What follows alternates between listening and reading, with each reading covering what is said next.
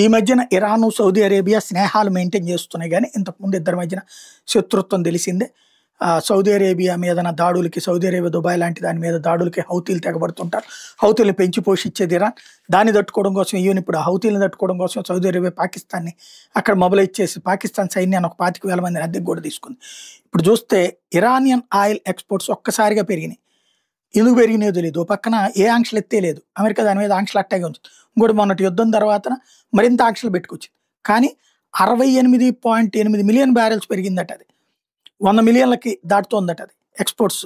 ఇది 68.8 millions ఇరాన్‌ది export పెరుగుతుంటే 100 million plus ఉండేటట్టు Saudi Arabia తగ్గిందట.